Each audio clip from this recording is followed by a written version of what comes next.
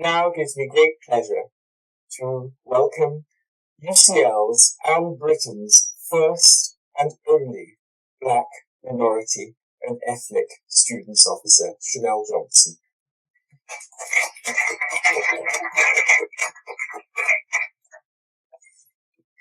Hello everybody, my name is Shanell Johnson and I'm firstly going to tell you a little bit about my desire to understand some of the issues around BME attainment. Then I'm going to go on to some of the limitations and thirdly I'm going to talk in detail about the project. My background is rather varied and it's difficult to claim one industry. I've worked in education, the military, construction, media and marketing. But one thing that has been consistent is my commitment to young Black people and their empowerment. From the age of 13, I ran a local newsletter and I set up our youth parliament. The reason why we began is because a youth worker once said to me, if you want to do something, you've just got to get up and do it. And I said, like what? You know, as any 13-year-old would do. And he said, why don't you start a newsletter? And it began there. And it went from strength to strength. By the time I was 18, I was director of the London Youth Forum and I was chair of the Millennium Youth Council and trustee for Summer Education UK. 21 soon hit and it was time to go into university, which I did, and I didn't like it. I was one of those dropouts. I didn't like what I was studying and I didn't feel a part of the whole process. However, outside of university, I was running the National Black Youth Forum and I'd taken the concerns of Black young people to the United Nations. I'd also challenged Tony Blair, we had 5 years worth of focus groups, which gave us the chance to produce the Black Youth Charter. So I was completely dedicated, and I still am, to the cause. So fast forward to now, I arrive at UCL to study my Masters in Project and Enterprise Management, and instead of focusing on my studies, I was a bit distracted by the opportunity to become the Black Students Officer.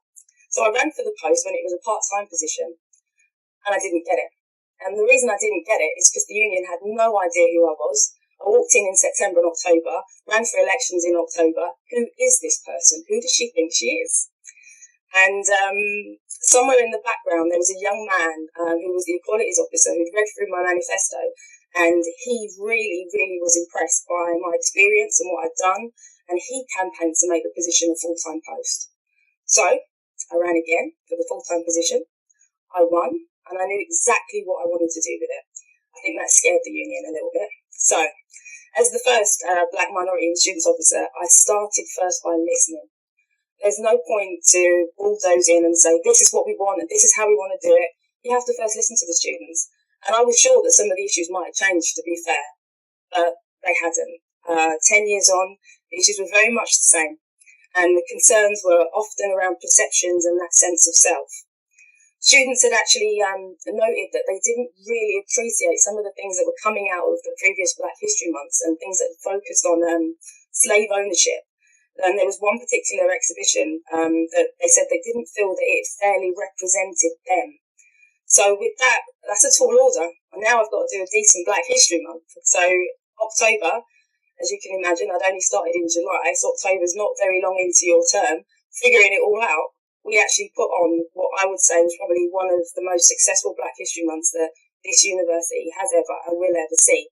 And the reason why it was successful is because we focused on the people that are alive today, living history. We looked at and centred on people who are going to be in the history books of tomorrow, to give students the chance to actually interact and talk to people from SBTV, ITV.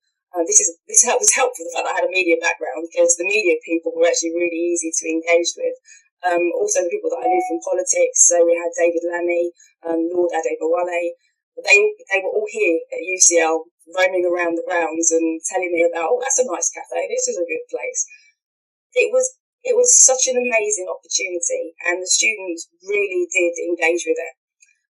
We held several events over 4 weeks. The Living History exhibition is one that if any of you get the chance to have a look at the link on YouTube, it's worth having a quick look at. But yeah, the 4 weeks. So we started with the Welcome Fair. We had young Black grads, and they ran and promoted the events that they do. We also had the Foreign and Commonwealth Office come in and have a careers day.